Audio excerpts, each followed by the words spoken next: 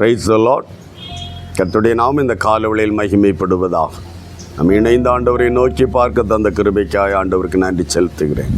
இந்த நாளிலும் சங்கீதங்களின் புத்தகம் 50ஆம் அதிகாரம் அதனுடைய 23வது வசனம் சொல்லுகிறது, ஸ்தோத்திர பலியிடுகிறவன் என்னை மகிமைப்படுத்துகிறான், தன் வழியை செவ்வைப்படுத்துகிறவனுக்கு தேவனுடைய ரட்சிப்பை வெளிப்படுத்துவேன்.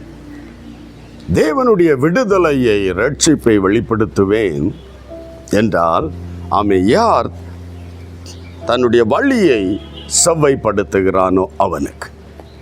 ஒரு விடுதலை இன்னும் வரவில்லை, இன்னும் ஒரு ரட்சிப்பு வீட்டிலும் வெளியிலும் பிள்ளைகள் வாழ்க்கையில் ஒரு விடுதலை வரவில்லையே, நாம் ஜெபிக்கிற விஷயத்தில் ஒரு அற்புதம் நடக்கவில்லையே என்றால் தேவன் அப்பொழுது யாருக்கு இந்த விடுதலையை ரட்சிப்பை கொடுக்கிறார், யாருக்கு இந்த அற்புதத்தை செய்கிறார்?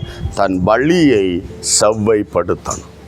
நாம் நினைக்கிற வழிகளில் எல்லாம் மனம்போக்கு ஜீவித்துட்டு ஆண்டவரே எனக்கு அதை தாரு இதை தாருன்னு கேட்டால் எந்த விதத்தில் தேவன் அதை உனக்கு தருவார்?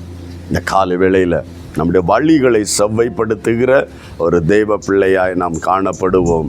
100க்கு 100 வார்த்தை மாறாது, உனக்கு விடுதலை நிச்சயம் உண்டு. அல்லேலூயா.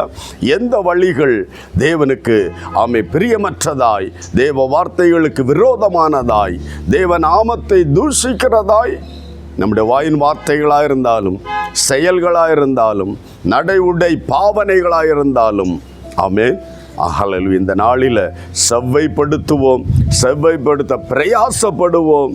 கர்த்தர் நம்மை விடுதலையாக்க இன்றைக்கும் காத்து கொண்டிருக்கிறார். அல்லேலூயா. இந்த கால வேளையில் நம்மை ஆராய்ந்து பார்ப்போம். நம்மை நாமே நிதானித்து கொண்டால் நியாயம் தீர்க்கப்படுவதில்லை என்று வேதம் சொல்கிறார். ஆகவே நம்மை நிதானித்து நம்முடைய வழிகளை சீர்படுத்தி செவ்வைப்படுத்துவோம். கர்த்தரால் விடுதலையை, ஆசீர்வாதத்தை பெற்றுக்கொள்வோம். ஆண்டவருடைய கரத்தில் விட்டு கொடுப்போம். தேவனை நோக்கி பார்க்கலாம், செபிக்கலாம்.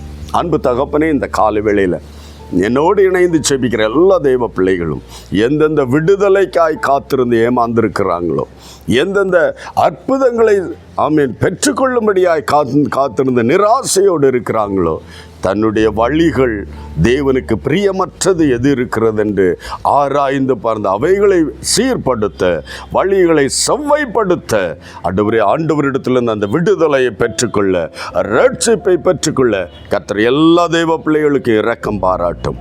ஒருவரையும் கைவிடாத தேவனப்பா, ஒவ்வொருவரோடு இடைபடும் தடைகளை மாற்றும், நாமத்தை உயர்த்தும். கர்த்தர் அப்படி செய்யப்படுறதுக்காய் நன்றி. இயேசு கிறிஸ்துவின் மூலம் பிதாவே, ஆமென், ஆமென். நம்முடைய வழிகளை செவ்வைப்படுத்துவோம், பெரிய விடுதலைகளை பெற்றுக்கொள்வோம். God bless you. Praise the Lord.